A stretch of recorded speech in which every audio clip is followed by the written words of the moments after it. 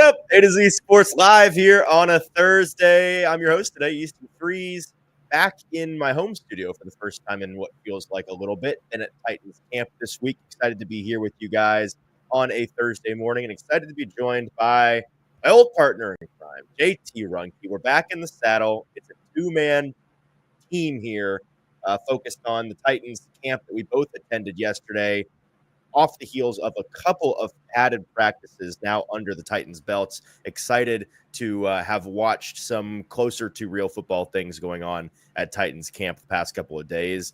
We keep inching closer and closer to the real thing as the Hall of Fame game is tonight. If you are so inclined to be disgusting and watch that, I believe that JT and I will both probably be partaking in what is sure to be an exciting matchup of, I don't know, what quarterbacks do we think are playing tonight? We know one half. We know one and a half at least. We know Trey Lance will be starting for for the Los Angeles Chargers. I would imagine that we are going to get one of the all-time matchups of Trey Lance versus Hendon Hooker in some form or fashion, I believe. There's the incentive for you volunteer crazies. Get in there to watch your boy Hendon Hooker. He can't maintain his backup role when the games actually matter during the season, but he can sure as heck play in a Hall of Fame game. So, you know, good for you guys. You could enjoy the 30-year-old Hendon Hooker wonder up there in Detroit playing. And they play this game in Ohio, your home state, a terrible place to be. So it's just a disgusting way to start the season. But we have some actual exciting things to talk about. And as somebody in the chat already said, you better not have a mid show today. Yes, the Titans offense has been mid as described by Cam Ward, but we're going to talk about it in a way that is not mid today. Excited to talk through. I've buried the lead. What is today's show about, Easton? Let me tell you. It is about things that we haven't changed our minds on, but we're thinking about changing our minds on them. The premise is basically if 5 practices, which is all that we've seen from Titans training camp so far, if 5 practices is all you needed to see to get the full picture. I'm done. Don't show me anymore. I get it now. What would we be changing our minds on? What takes have we written down in pencil that we are now erasing and replacing? That's what we're going to be going through today. Going to be kind of flying through every corner of the roster, I'd imagine. And want to hear you guys' thoughts on those takes as well. All of that and more on a packed show today. And then sports trivia. Excited to get into sports trivia with JT for the first time. We'll see how poorly that goes. JT, before we get into any of those things, tell the people what they got to do. Yeah, good morning, guys. What's up? The boys are back. It's been a long time since there's been a show with me and Easton, so we need you guys to do a couple of things for us. Make sure you are liking the show to start off this morning to get into the conversation. Make sure while you're down there liking that show, make sure that subscribe button doesn't have, or make sure it has a D at the end. Not subscribe, but subscribed. Nice. On there. Make sure you're doing that and hitting the bell notification. And then if you would be so inclined, make sure to leave us a 5-star review on Google. Simply search A2ZATOZ over on Google. Leave us a 5-star review. Like Sean King says, good morning, Titans fan, with 5 stars. That's what you got to do. Go over there and leave us a review, and let's get into it. Yeah, let's get it started. Welcome into the A to Z Sports Morning Show live on a Thursday morning. Every weekday morning we go live around 8 Central Time, streaming on Facebook, YouTube, and Twitch. Links tweeted out segment by segment on our Twitter feed at ATOZ Sports. Follow us on Instagram and TikTok as well for more Titans coverage. And leave us that all-important 5-star Google review for A to Z Sports. Got to thank our sponsors for making the show happen and helping you guys out at home. Wilson County Hyundai. Make Wilson County Hyundai a part of your new car buying process in Lebanon or at wilsoncountyhyundai.com. And the Bone and Joint Institute, the region's destination for comprehensive orthopedics and sports medicine, boneandjointtn.org. All right, JT, so we're going to start with a sample of the kind of thing we want to talk about this morning to kind of get the juices flowing. We're going to play a clip from Brian Callahan, and then we're going to open it up to the chat to hear what you all are thinking about changing your mind on. We talked about this yesterday, Ryan and I, on the morning show. The linebacker situation alongside Cody Barton. We've been wondering all summer, who is going to win this competition, this heated battle throughout August? Who will reign victorious after 5 long, grueling weeks of swapping guys in and out to decide who is the best option for the Titans linebacker 2? and 5 practices in, it kind of feels like the competition's already over. I don't think there's much else to say.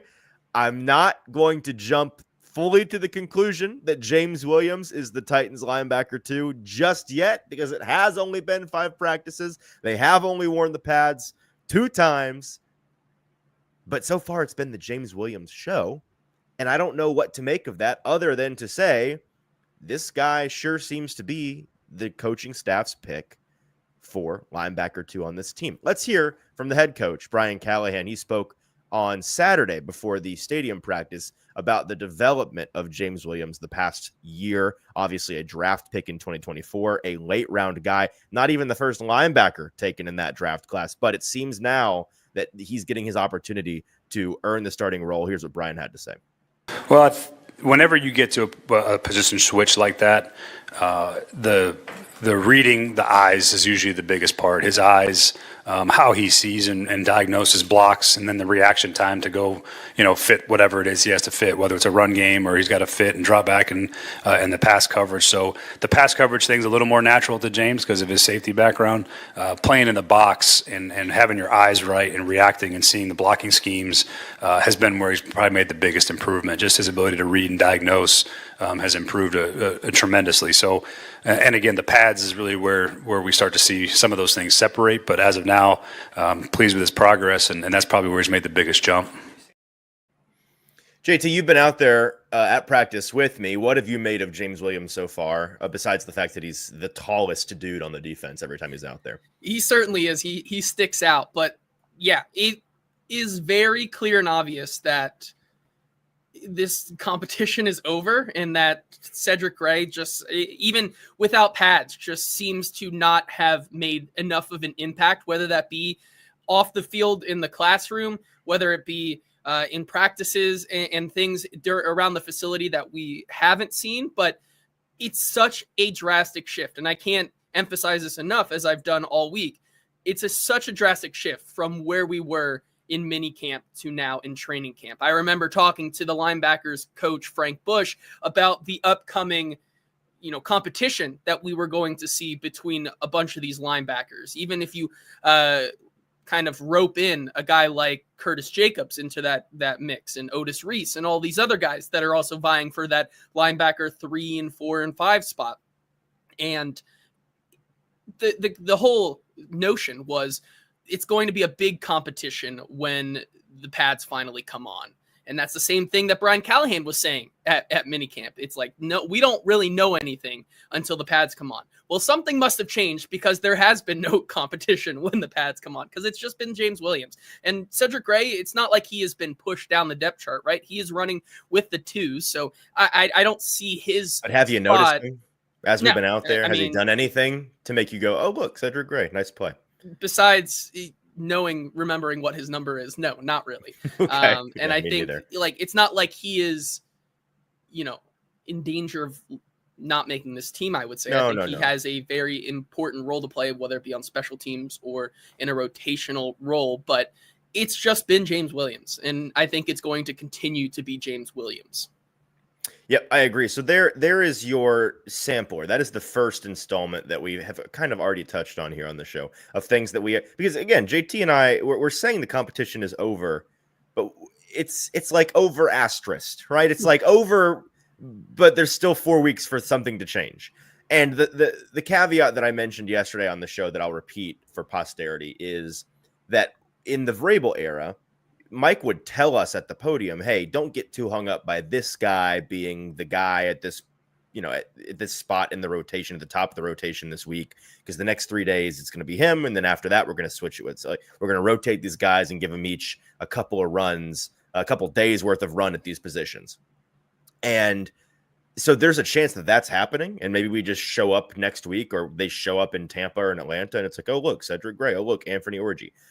But Brian Callahan, in his time here so far, last summer, throughout the season, he didn't really operate like that in practice. He's never said anything like that to us. So if that's happening, that's new. And that's really the only way that I see this, barring some kind of, unfortunate injury. It's the only way that I see this changing. So there's your first one. I want to turn over to the chat now to ask, and I think you may have already sent the question there, but let's send it again just so folks can get it at the top of their feed.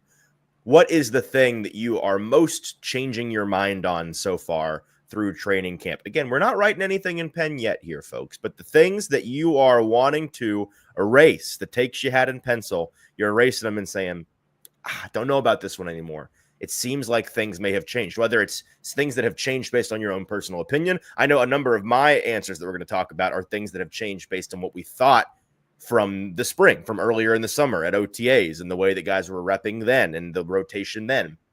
So plenty of areas to touch on that I'm excited to hear what you guys say in the chat. While you guys are answering that question, let me tell you about our friends over at the Barton Drury Insurance Group, a thing that I will not mess up 2 days in a row. They have customized solutions for all of your insurance needs over at bartondrury.com. They are truly a one-stop shop for both your personal and business insurance. Austin and Zach felt about their buying experience from Barton Drury, because that's, of course, who they use to get our insurance here at A to Z Sports, that they had a number of options and plans. Their responsiveness was very impressive. The experience with the service team was fantastic. They clearly knew what they were talking about. Their level of expertise was top-notch, and they sell everything you need from employee benefits, 401k planning, life insurance, worker comps, liability, auto, property, umbrella, and the all-important surety bonds. They are local, and they strive to provide excellent service, but they also want to take the time to make sure you understand your insurance policy, which is extremely important. So check them out over at Barton Drury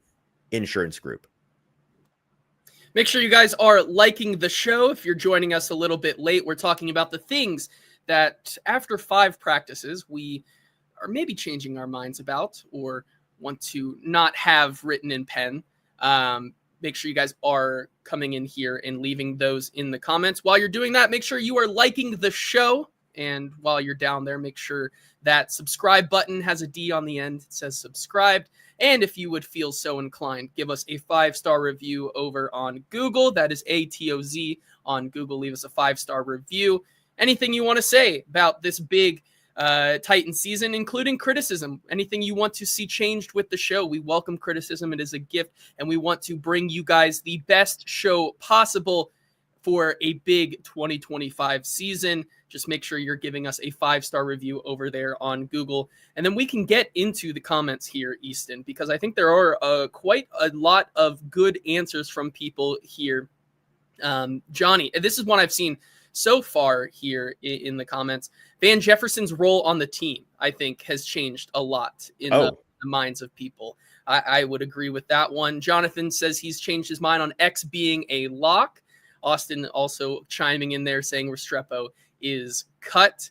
I'm assuming he means that he's changed his mind to Restrepo being cut, not changed his mind on Restrepo being cut. Let's see. Rashid Jenkins says he's changed his mind on RB2 will be the change. Tall Texan also saying, changed my mind on the wide receiver room, thought they'd be bad, but they are extremely horrible outside of Ridley. Wow. Steven Crosio saying, Cam Ward needs more time. Caleb saying Callahan will not make it through the season. I had high hopes for him. Seems like a great guy. 5 practices and the career is over. We're firing Callahan 5 practices in. That's astonishing. Jonathan says, I think this one is pretty poignant. Winston Jr. having a red shirt year. I think a lot of people were expecting him to kind of sit out. But right. So again, I want to be clear. I think he's saying that he thought Winston would have a redshirt year and no longer thinks that. Yes. Okay. Bustin' Diamond says Zeitler might not be as reliable as we initially thought. Lucas saying so many of these I have like a lot of thoughts. We're gonna circle back on all of these things here in a Titans minute. will finish with 3 to 4 wins and go 1-16 versus the spread again. I have no hope. That's not how you want to start out your day, Lucas. But if they go 1-16 against the spread, you can be a rich man by simply always betting against the Titans. Yeah, and so many more. But let's get into a couple of those. I think starting with, you want to start with the Kevin Zeitler one? Well, no, that one I do have thoughts on. Let's star that one. Let's save a couple of these. Let's start with my answer, because I'm going to give an actual answer, and then we can kind of just go around the horn. My answer is what I wrote about over at atozsports.com yesterday, and it is what Austin in the chat has mentioned. It is what Jonathan in the chat mentioned. It's what I saw a number of you all mention. The status of Xavier Rostrepo on this roster is, I would say, increasingly unstable. I'd say his chances of making the team are waning. Again, it's only been 5 practices. We still have a month of this to go. We still have a lot of joint practices and preseason games. I think for a guy like Restrepo, preseason action is, I'd say that's a pretty big part of the puzzle for him in terms of what he can do on the field in a real game, whatever you want to call it. But so far, he has been largely invisible. Before they put the pads on this week, he was actually invisible. We saw him a ton during OTAs. He was a primary target. We kept talking about him. Man, this guy's a safety blanket. Man, everybody's going to Restrepo. He's leading the team in receptions in practice, blah, blah, blah, blah, blah. And then we get back after the summer of, the 6 weeks off or whatever. And the first 3 practices without pads, I don't even really notice the guy. He doesn't do much of anything.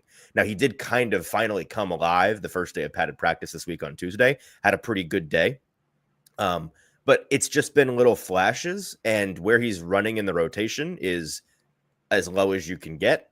And the reason why I'm starting to really question, besides just his general absence from my mind based on watching practice, the thing that's really making me think he's not going to make the team is the performance of James Prochet so far.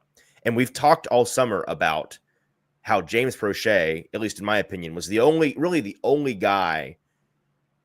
Let me better set the stage here. So the Titans wide receiver competition, we've gotten to the point where we all kind of agree there are 6 locks. And if you don't, the consensus certainly agrees. There are 6 guys that for all intents and purposes are making the team. We know that Calvin Ridley, Van Jefferson, Tyler Lockett, Bryce Oliver, Chimere Dike, and Alec Iamanair are making this team. It's something drastic. Like, I'm here to tell you, something drastic would have to happen for one of those guys not to be on the roster. That's 6 guys. So that means there's really only one theoretical spot at receiver left for somebody like Xavier Rostrepo to take.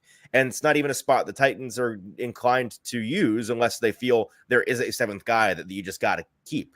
Plenty of teams keep only 6 receivers. Titans have kept 5 receivers in the past. Prochet is somebody that we thought had a chance to make this team because of his return ability, right? He's been a returner his entire career with the Browns, with the Ravens, the 28-year-old, very, very good punt returner. And he felt like an insurance player more than anything, just because we know that the team is actively trying to get other guys that are higher in the rotation to earn that spot. Like if somebody like Chimere Dike, for example, just to pull a name out of the air, were to develop into a reliable returner, that would render James Prochet's services no longer needed. That's the way that I thought he could potentially make this team, and I thought it was a very outside chance. I seem to have been wrong about how he could potentially do it, because so far he's just been doing it as a receiver.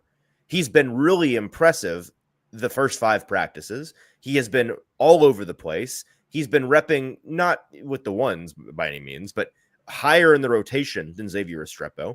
And he has been making plays. He is fast. He is quick. He is tight in his routes. He's a polished veteran. You can tell the way that he carries himself. He knows what he's doing.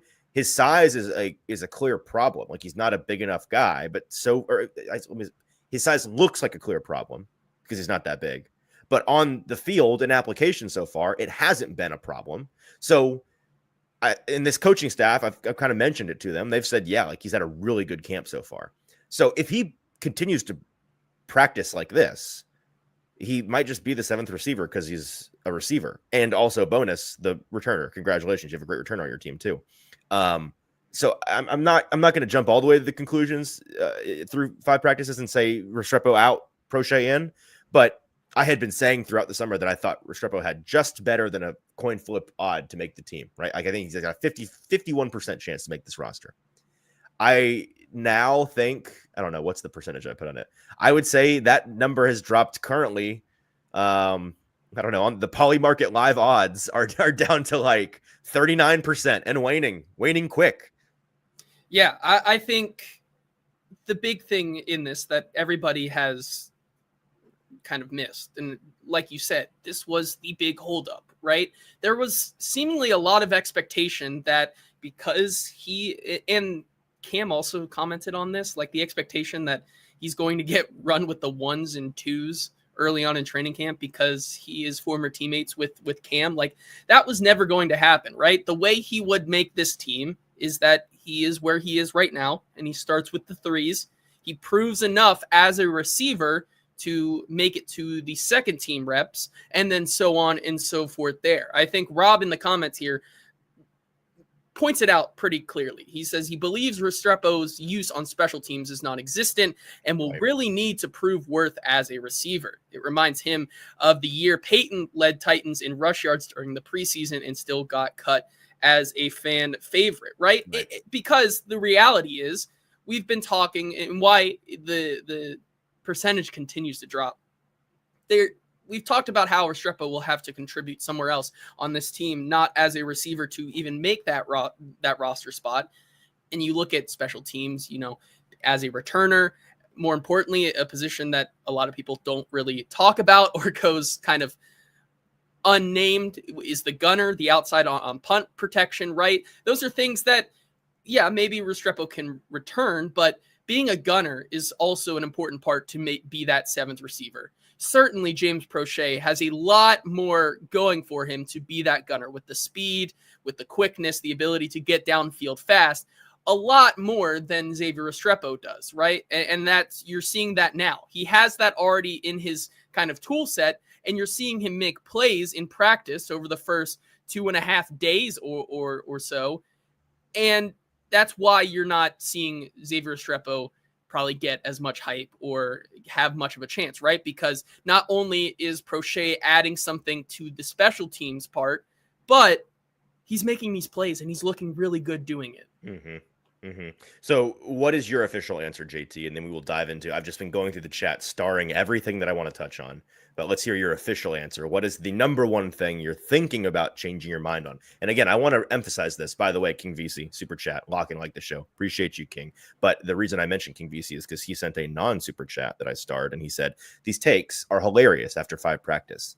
Yes, that is the point of today's show. We're not saying we believe any of these things. We're saying we're thinking these things. Is a very important difference. They are things we are actively monitoring the situation. All right, boys, that's the situation we are in. We are monitoring these things. So, JT, what are you monitoring so far?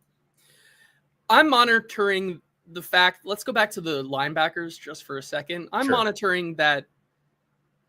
I'm thinking about changing my mind on Cody Barton.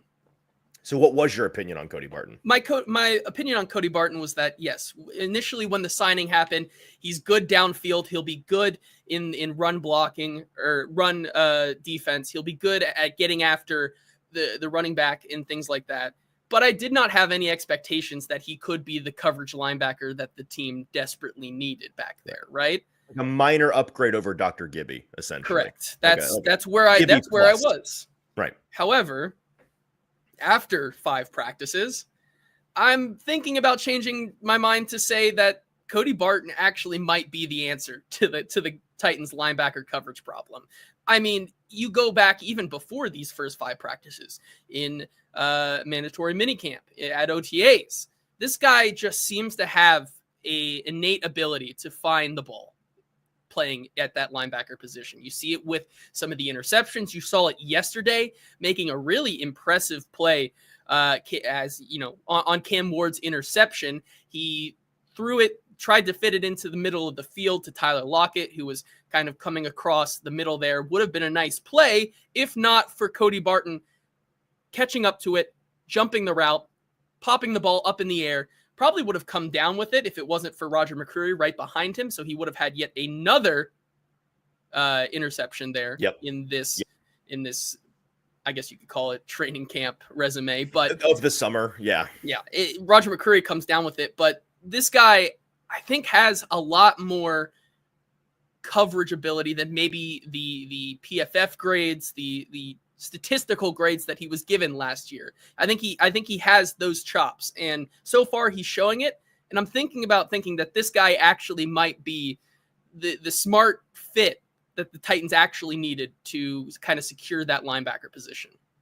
Yeah, I agree. And you mentioned, you just sparked, you ever hear something and it sparks a That's So Raven flashback to something a long time ago in your head. I'm remembering like 6th grade vocab class where we learned the word metacognition, which is thinking about your thinking. Anybody else remember metacognition? That's a great one. That's what we're doing today. It's the metacognition show here on the A to Z Sports channel. So basically, as Coach Will sums it up, you were a milk check guy when it came to Cody Barton. Will, yes. You no longer think that Cody Barton is a milk check. Correct. Essentially. Yeah.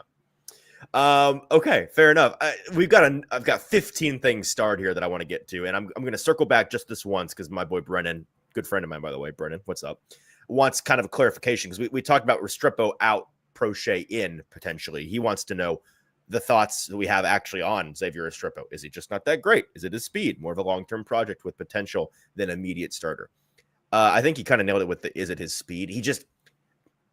It's kind of a square peg round hole situation at this point. And I'm starting to wonder if Restrepo, and this was always kind of the concern, but I think it's kind of coming to fruition now.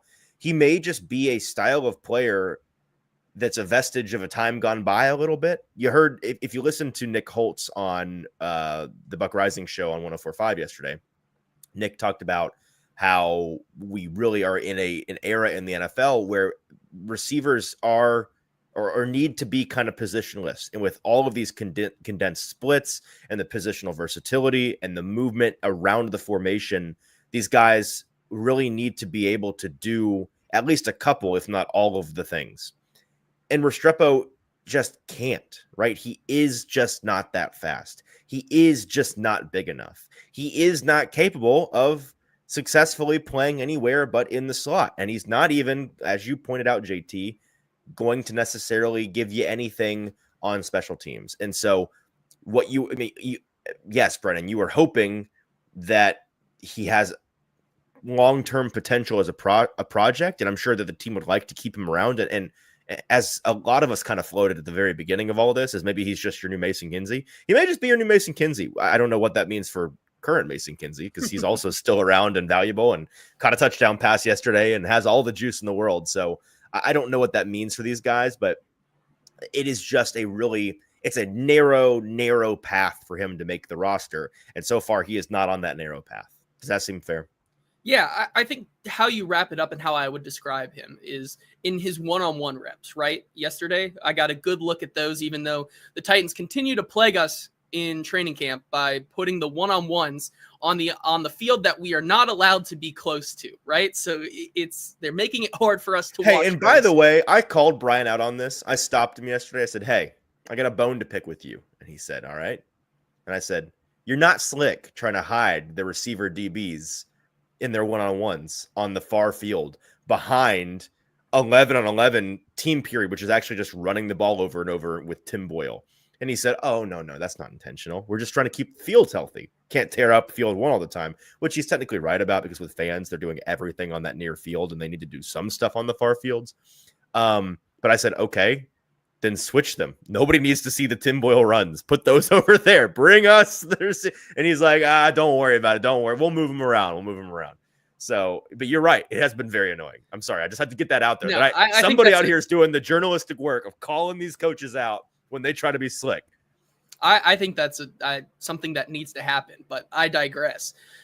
The Xavier Rostrepo experience in the slot is in his one-on-one reps. There's a lot of guys who make quick, shifty cuts, are able to overpower receivers. A little quick aside, like an Alec Ayumanner. Like I thought his reps yesterday were really good, able to create space with his first initial step, able to break through coverage when they tried to jam him at the line. Really impressive stuff from him. Really impressive stuff also in one-on-ones yesterday from Bryce Oliver, who I thought was making a lot of separation. Austin saying, and let us video the one-on-ones. Yes, I agree. Please. Something that we were able to do last year. I don't know why that changed, but Restrepo. Were we able to do it initially though? I feel like it came eventually. You might be right. I don't know. Here's our saving grace hope, Austin. And I thought about this last night. We're just having a conversation, A to Z employees here live on the show. For all of us, everybody here, huddle up. Here's the saving grace. I think that when they're in Tampa Bay and Atlanta, I think that we'll officially be able to film a lot more of those. But more importantly, at least in Atlanta, they have a big grassy berm that fans can sit on. And as soon this is not going to matter at all if it's a closed practice, but I seriously doubt it's a closed practice. I bet they have fans, and then we'll just be getting the all 22 security cam footage from the fans. That's the illegal distribution of all of the reps. We'll be able to use those. Yeah. So Restrepo, the way he makes separation is uses his body to stop and then start up again, kind of throwing the corner off balance. He's not using any speed. He's not using any certain move. It's kind of like what Brian Callahan said. He just kind of finds a way to make space out of nothing. And I think that's the one thing he has going for him. And you could see it show up in his one-on-ones. Does that translate to an actual NFL field and, actual play? Probably not. It works in one-on-ones because that's exactly what it is. One-on-ones. But that's the kind of the extent of his capabilities. And to wrap this up, James Prochet has just shown that he has much more capabilities that are useful to a team to keep a seventh receiver than keeping a guy like Restrepo. Yes, agreed. Let's pick one more of these things out of our magic hat here that we have saved from your comments, which we appreciate, you guys. And again, feel free to continue to chime in with more thoughts that you have. Very open conversation this morning. Let's pick one more of these things before we get to an ad break. JT, do we want to get to the Zeitler conversation? Talk about some big boys here. Bustin' Diamond says his changed opinion is that Zeitler might not be as reliable as we initially thought. What is your reaction to what Bustin' Diamond is thinking about here? It's hard for me to say that. Like, I get what you're saying, right? I think there can be a little bit of concern because it's a two-way street, right? Because sometimes it's good to not talk about guys on the offensive line, and then other times it's also not good, right? There's a difference between not being noticeable because they're doing the right thing, and then not being noticeable because they just haven't looked good, right? I think you can have the same conversation with Dan Moore right now. I think a lot of people have their I guess, consensus on Dan Moore out there because we just haven't talked about him. Is that because he's doing all the right things, or is it because he just isn't making a lot of noticeable plays and actually bringing an impact to the offensive line? I think that's hard to say after 5 practices. But I will say on the Zeitler, he is he's 35 now. 35. Yep. 35. Like, he's getting up there. So I think it's very, I think there is a reality where you seem to be waffling on this. There's a reality where Father Time is catching up to him, right? But at the same time, he's 35. Like, he does get a little bit more of the veteran treatment at times, right? Just kind of the same way Jeffrey Simmons is only doing 1 rep in the offensive line, defensive line one-on-ones, right? I think there's a difference. I want to approach this the same way that Ryan and I approached the Cam Ward bad day interception topic yesterday on the show. We were asking, when does this become actually concerning to you? JT, if folks are like, why are they talking about Zeitler? Did he do something wrong? He's just not been as consistent as you would expect him to be so far in padded practice. Again, just 2 days, and we're talking about one-on-one drills, 1 defensive lineman versus 1 offensive lineman, which is an imperfect exercise in and of itself. But there have been some reps where you're like, oh, I thought this guy was, one of the, like a clear top 10 guard in the league last year. That doesn't look like that. So when would that level of concern from watching one-on-ones or watching practice start to actually worry you about the regular season? Because unless you have a different opinion than me, it's not right now. It's not yet after 2 practices. Yeah, I agree with you there. I'm not too concerned about a guy like Kevin Zeitler. I think obviously this isn't the point of the show because we only do have 5 practices to go off of. But like, I'd start being concerned if we get to like that second round of joint practices against Atlanta, and that's you're still seeing the same things from a guy like Kevin Zeitler. That's where I would be concerned. But as of right now, we're still getting back into the swing of things with practice. Something that we haven't touched on. The Titans certainly seem to be getting back into the swing of things of padded practices, adding another practice to Friday, kind of citing that they need it, right? So I think everybody is still coming along, maybe at a slower pace than we initially would have thought, but it's still in the process. Yeah, important programming note. I completely forgot about that. You buried the lead a little bit. The Titans added a padded practice on Friday. So if you're somebody that loves to listen to the press conferences and pay attention to social clips and stuff like that, Friday morning, Saturday morning, and Sunday morning, you will get a 3-pack of those this weekend. And there is no rest for the weary. I guess we will all just be at the Titans facility forever and ever. So looking forward to that tomorrow. And Austin and I will, at least I'll be doing the show live from there. So your answer is second round of joint practices in Atlanta. I think that's a fair answer. I disagree with that answer. For me, and I'm going to be writing about this later today at A2Zsports.com in some more detail. Coach Mack was on 104.5 2 days ago with Blaine and Zach, and they asked him about this. And I thought that he gave a great comparative answer, talking about Roger Saffold. And when he came over from LA for the first time, the first off season of practice for him, he was on the ground a lot. This was a storyline that percolated around this time that year, that, man, this guy that they went and got, who's supposed to be the savior for them at guard, can't stay on his feet, keeps getting knocked down, doesn't look the part. And we know how that story ended up. He ended up being, the best Titans guard that they've had since it's been a long time. He's been the best in recent memory. Okay. And the Titans haven't had anybody like him until maybe now with Peter Scaransky. That we'll see. That's conversation for another day. But Saffold was awesome regardless.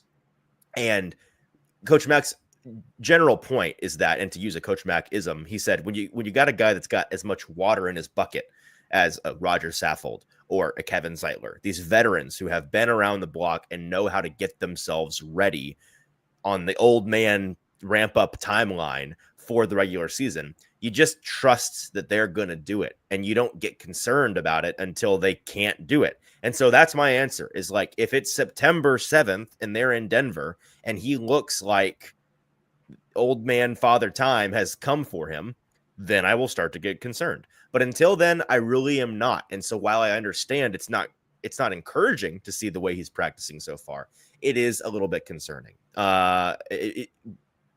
Sorry, that was not what I meant to say.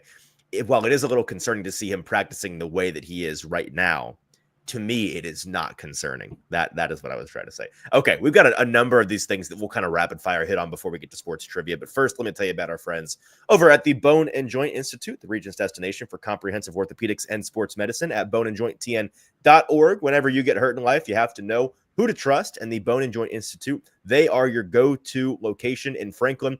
They have over a dozen specialists who can help you through any type of injury. They got a state-of-the-art rehab facility on campus to help you recover, and they can do everything under one roof for your convenience. They have clinics, testing, imaging, rehab, and surgery all in that one building right off of the interstate, off of 65 in Franklin. Schedule an appointment. Go to boneandjointtn.org today. Make sure you guys are liking the show this morning. If you jumped in a little bit later today, good to see you guys around here. We're talking about the things that we may have changed our mind on 5 days into practice, or I guess 5 practice days into the training camp season. Make sure you're liking the show. Make sure you are subscribed. Make sure that notification bell is on. And then if you would be so kind, leave us a 5-star review on Google Reviews. Just simply search ATOZ on Google. Leave us a 5-star review. Those are greatly appreciated. Easton, I do want to get to some of these comments, but I do real quick want to say something about your kind of slightly save that topic for another day. But one of mine quickly is, I do think I'm changing my mind on Peter Scaransky in terms of my expectation. Okay, let's just not save it then. Let's just touch on it real quick, and we can touch on it again another day. I think the expectations for Peter Scaransky, in my mind, are changing to the point where I think he could finally mature into this, I guess you could say, all-pro guard that we thought you might get coming out of the gate, because he has just looked nails out there on the practice field. And I think that's something that is going to continue. I watched him yesterday go up against Tavondre Sweat, of all people, in a rep. And Tavondre Sweat, the mountain of a man he is, got no movement against Peter Scaransky on one-on-ones. It was super impressive. And he's a guy that I think is going to be just probably the best lineman on this front 5. Yes, I think that he is the Titans' best lineman, and I think that's a great thing. I think it's a necessary thing. I'm I'm not changing my mind on this because I have not been angry about this, but there are a number of people who I think will be changing their mind this season because they have been angry ever since the Titans drafted Peter Scaransky at 11th overall, a guard. Oh, the horror of taking a guard so high. He better be really good. Well, I think he's going to be really good. And I think that this year, delayed by his rookie year being a little bit scuttled in my mind by the surgery that sapped him of his strength and his weight and his development time, he is now functionally in year 2 to me, and I think you're seeing the year 2 leap already through 5 practices, and I think that it's going to shut up I can't believe they wasted a top pick on a guard because he's going to be that Pro Bowl, all-pro caliber guy this year, and I don't think it's, maybe more importantly, I don't think it's unfair for us to harbor those expectations for him, to hold him to that high of a standard because he is that good of a player, in my opinion. I don't think that is undue expectations on him to say, have an all-pro caliber season or something close to it. Be the best player on this Titans line because you can be. What else do we want to touch on here? Kind of rapid fire through the comments as we wrap up the show. Let's see. Where did it go? This one is interesting because you mentioned it at the top and said that you agree with it. I'm not really sure what's going on here. Johnny FNC says Van Jefferson's role on the team is something that's changed in his mind. What about this do you agree with? Help me understand what we're talking about here. I think the changed expectations, and we touched on this a little bit on Tuesday with Austin, the expectations, at least from what I was seeing, is that early on in mandatory minicamp and OTAs and even up to training camp, Van Jefferson was a potential cut candidate in the eyes of a lot of Titans fans. I think the perception that this guy is not going to be a wide receiver 2 on some downs, wide receiver 3 on others, and be an integral part of the rotation early on in the season, I think is what's changing. Because I did float the idea that there is potential for guys like Alec Ayumanor and guys like Chimere Dike to take more time in developing and maybe not make the impact as soon as we would expect. And I think that's what Van Jefferson's role on this team is turning into. It's a guy who is going to be there early and often for Cam in this offense in the early stages of the season. Okay, so so we agree that he's making the team. Like, that's not what the mind change is. That anyone that thought he was getting cut must not have been listening to this show, because I've been talking about him as, I said that he was a lock in the spring, and everybody's like, "What, a lock?" And I was like, "Yeah, a lock, more of a lock than Tyler Lockett is." And Lockett is now a lock too. Like, I'm not saying that I thought there was a chance that somebody like Restrepo unseated Lockett. Now it is clear that that's not happening. So I think Lockett is a lock as well. But Van Jefferson was always making this team.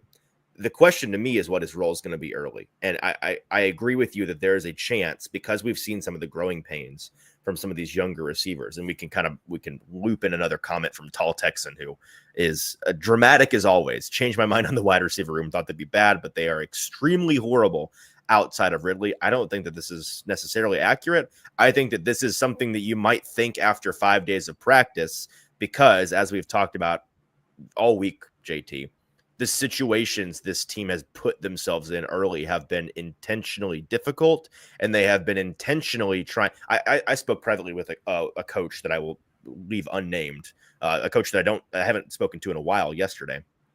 And he was telling me that he is secretly kind of excited that their plan has worked. And I was like, what plan? And he's like, well, we wanted to get, especially the offense and these young guys on the offense, to kind of hit their growing pains and hit this learning curve as quick as possible in training camp. And so we kind of talked about how they have been really front loading the third down, difficult situational periods where you put the defense at an advantage, and add on top of that, you kind of a word that Nick Holtz used yesterday for the first time on radio. I'd never heard this: script pimping off of each other, knowing what's coming, telling Denard Wilson, hey, like, make this hell for these guys. Like, throw stuff at them that's just some ridiculous junk and see how they react to it. And we have seen those growing pains from Cam Ward. I think we have seen those growing pains for the young guy like Gunnar Helm, Jim, Ellick. All of these guys are kind of going through it here early. And it's kind of a glass half full, glass half empty thing, I guess, right? Because if you are a fan wanting to see excitement early, you're disappointed by that. And you may be concerned, like, oh no, maybe these guys aren't good. Maybe it's going to take a long time for it to gel.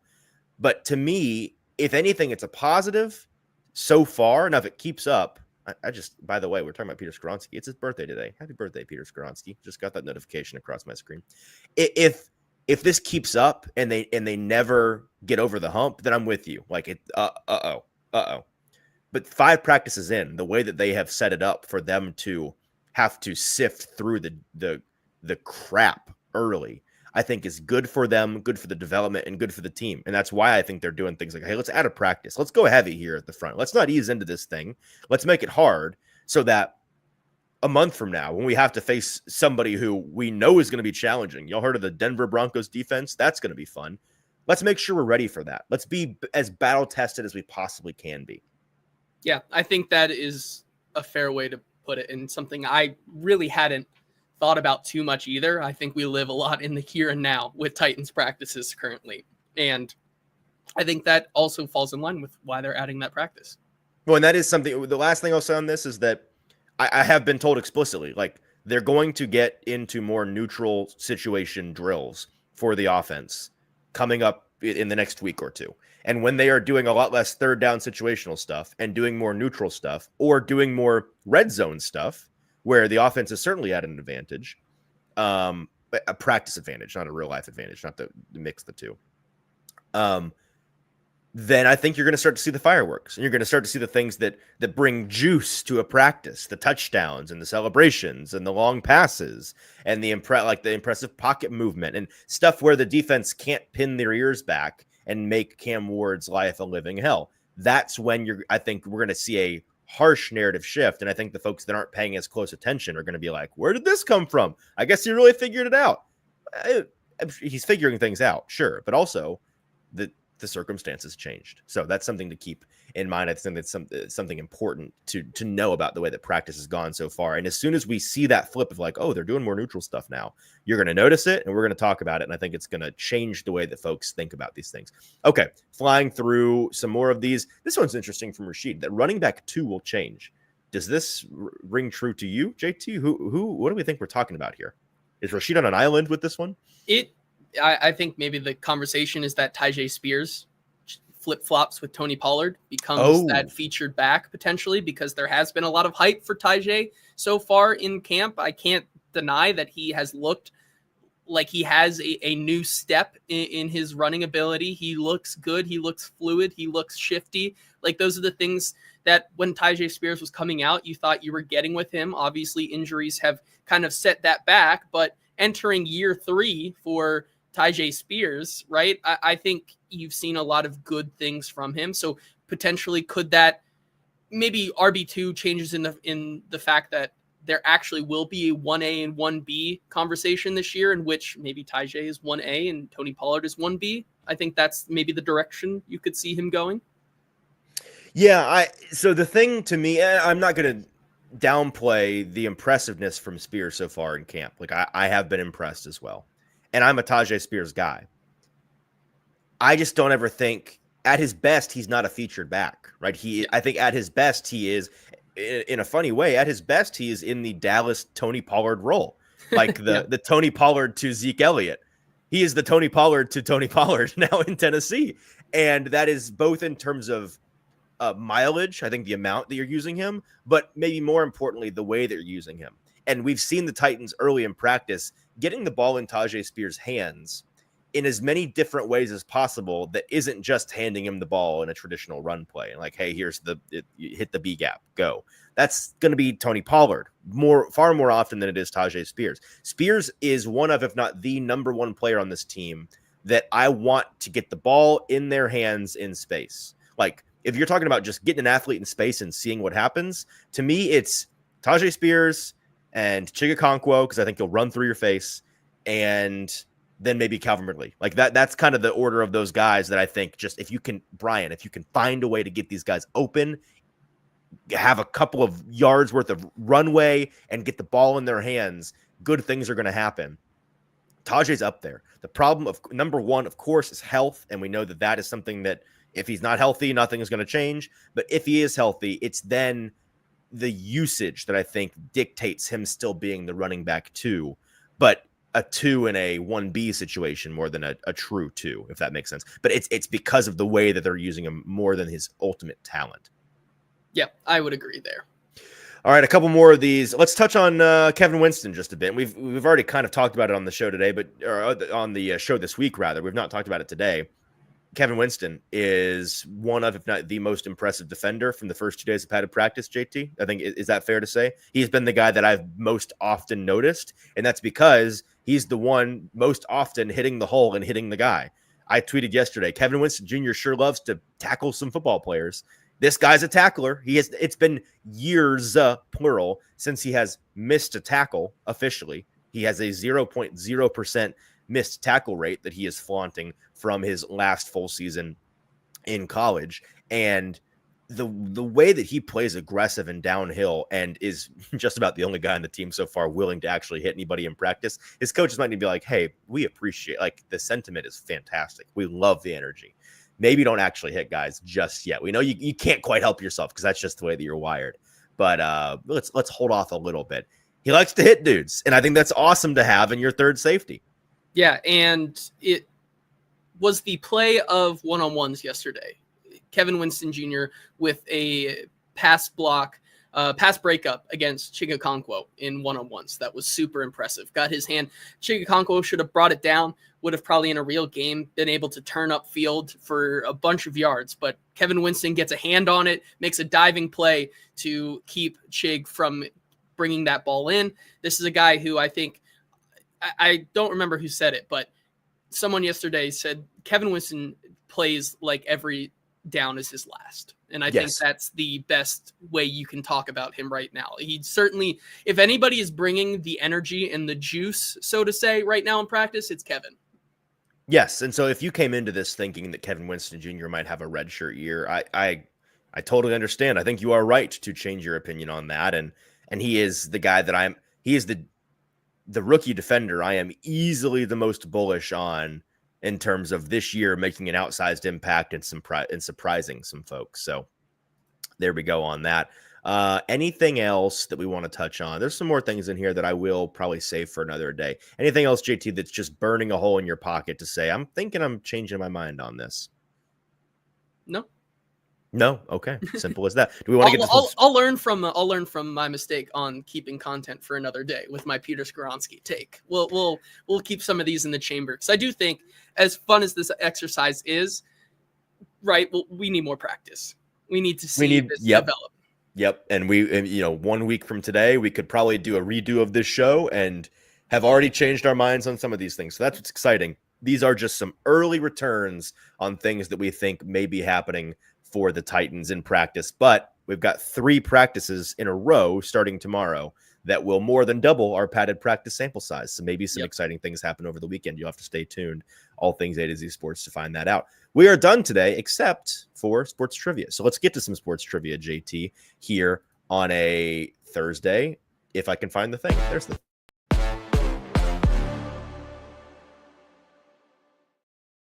on me for underestimating you, not knowing that there's a thing. So well done on I should have let you do your thing. That's on me. I'll tell you about our friends over at Wilson County Hyundai, though. Make them a part of your car buying experience over at WilsonCountyHyundai.com or in Lebanon in person.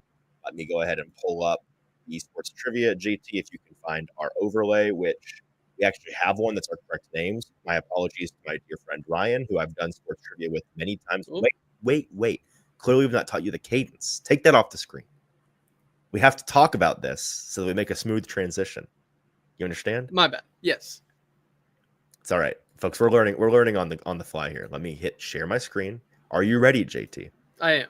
All right.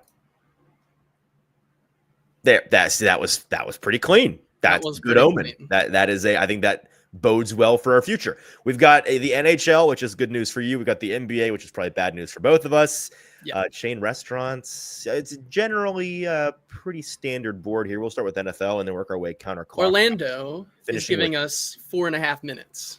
Man, Vegas is setting an aggressive line for the Easton and JT first time. I'm feeling the pressure, but we will do our best to beat that time. Chat, lock in. We're going to need your help on some of these things. Especially we need some NBA fans in here because I know nothing about the NBA, unfortunately. Me neither. I hope it's a question about like this year's teams, and then I might stand a chance. Otherwise, if we get in there and the question starts with in 19, immediately I'm out. It's over. All right, here we go. Are we ready? Yeah. NFL. Sean Schuschman was a kicker for this AFC North team from Sean Swisham? Swisham? Who's that? King for the Pittsburgh Steelers, I believe. Steelers. All right. It's news to me. Nice. Among the 5 states that border Ohio, this is for you. Which has the smallest land area? So what? Kentucky's pretty large. West Indiana. Virginia. Yeah. Okay. Good call. Nice. After a smaller role on The Newsroom, Jane Fonda took on a lead role in this Netflix comedy from 2015 to 2022. Can't say I'm the biggest Jane Fonda fan. Any Jane Fonda heads in the chat? We're going to need some help on this one because I am not a big Netflix person, nor am I with you. I'm not a Jane Fonda person either. No disrespect to the GOAT, screen legend Jane Fonda, but not super familiar with her work. Somebody has to, a comedy, Frankie and Grace and Frankie. Is that a thing? Sure. Okay, Grace and Frankie. Nice. Well done. There we go. A New York cop investigates murders in a town in this 1999 gothic fantasy horror film starring Johnny Depp. Ooh. I feel like I should know this. Is that Sleepy Hollow? Is it? I think. Let's get confirmation from the chat. Anybody else? I know my Johnny Depp movies pretty well. I need one person to say Sleepy Hollow. I just don't remember if that was in 1999 or if that was later. Was it about a cop that investigates murders? I think. Sleepy Hollow. All right. Nice. Well done. If our love is tragedy, why are you my remedy? Is a repeated lyric from this 2012 Zed song. Clarity. Good song, by the way. Good song. Zed was on a run there for a while. Based on the first letter of each word, what chain uses or has used this abbreviation slogan? IFLG. Wait. It's not like Applebee's. It's a slogan for a chain restaurant, the initials of which are IFLG. It's finger licking good. It is KFC. Good call from Bustin. Bustin. Wow. Okay. Well done. Dre as well. All right, here you go. After 14 seasons with Tampa, Vincent LeCavier. No, Vincent LeCavalier. He signed with this Eastern Conference team in 2013. Oh, that's Philly. The Flyers. All right. It's so nice to have a hockey guy in here now. All right, here we go. Identify this 2002. Oh, no. West All-Star point guard based on his teammates. Kelvin Cato, Eddie Griffin, Kenny Thomas. I haven't the slightest idea. Old heads in the chat. Guard based on his teammate. I don't even recognize all these. I don't know any of those names. I've heard of Eddie Griffin, but not Kelvin Cato. 2002 West All-Star point guard. Steve Francis. Can somebody... Who? Yeah, I have no idea. Is that a guy? Does anybody else confirm that from Tall Texan? A lot of people. Stevie Franchise, apparently. All right. Whoa. Is this 2 guys? Wait, when did they start doing 2 guys? Is the outside guy Eddie Redmayne or no? Who is this? No, Austin says y'all don't know. I don't even know who won the finals like 3 years ago. Austin could have been in Space Jam. Seth Meyers on the outside? Yeah, that kind of looks like Seth Meyers, doesn't it? Okay. I think that's right. Who's the inside guy, though? I recognize his face, but I have no idea who he is. Benedict Cumberbatch is not a bad idea. I don't think it's Benedict. But the nose is throwing me off. I think that's on the inside? No, the inside's not Benedict. Look at those eyebrows. He's old. Eli Manning on the inside? No. Maybe Eli Manning in 30 years. Folks, who are we looking at the same person here? Maybe I need to zoom in for you people. The nose is what's throwing me off. This That's is a an big older nose. gentleman that That we're is a looking at big here on the nose. inside. I haven't the slightest idea who this is. Oh. Is that Martin Short? On the inside? No. You don't think so? No, With the I'm nose? sure. I'm sure it's not. I'm sure it's not. I know Martin Short's face. Richard Gere? Richard Jerry? Is that G- how you say it? I don't know. Well, Brosnahan? We lost the over/under. So if you were, We were pacing so well. I know. Christian Bale? No, it's not Christian Bale. I have no clue who this is. Let's go Skinny with Mike Vrabel. the guy from Naked Gun. Is that? That's Martin Short, No. isn't it? No. Who did Naked Gun then? Not Martin Short. I don't know. Somebody much older than Martin Short. Eugene Levy? Let's just go with Richard Gere. That sounds good. That- I agree. yeah. We'll give it a shot, and if it's not, oh well, we tried. Oh gosh. Martin Short. Wait, Steve gosh. Martin is what I'm thinking of. Right. Okay.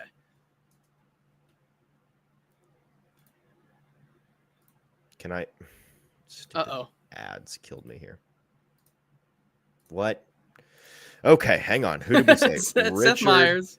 Gere. Seth Meyers. No, we don't even know who it is. All right, who? What? Nobody got. Wow, apparently a very hard board today. We did better than You did most. pretty good. Michael Richards. Who is that? Michael Richards. I think someone said that. Jacob said it in the chat, but I have no idea who that is. All right. Well, apologies to Jacob for not. I mean, I have no idea who Michael Richards is. So, and yes, he did Naked Gun. Okay, so that would be the timeliness of it. The Naked Gun guy. Okay. Well, guess Kramer. He played Kramer. Oh, is he the guy that played Kramer from Seinfeld? That I'm seeing it now. This is a much older version of him. I'm used to seeing the younger version of him in Seinfeld. But yeah, I get it now. Huh. Well, Okay. Well, there's our show. I think we did pretty good. I mean, we did until we were at like 3.5 minutes through 9 questions or 8 questions, and then Celeb Mashup killed us. Brennan says, gonna be looking forward to the Naked Gun movie review. Have you seen the original? I have. No, apparently. but I have heard that the new one is surprisingly decent. So I don't know. Maybe I need to watch it. Have you seen the original? No, I have not. So that's probably why I did not get that right. Me neither. All right. Well, that's our show. We appreciate you guys tuning in. As we said, bonus practice from the Titans tomorrow. I'll be at least at St. Thomas Sports Park. I will tomorrow morning. JT will be there. Austin might also be there. If so, we'll be doing the show live from the terrace in the morning sun with a beautiful background. Chat with you guys then. What else? We got primetime tonight is me, so that's exciting. I'll have something for you guys later tonight at 7 here on the channel. Got a couple of YouTube videos coming today as well, so good day to be paying attention to the A to Z Sports YouTube channel. Plenty of content coming your way before 3 days of practice. Until then, for JT, I'm your host, Houston Freeze. We'll talk to you tomorrow.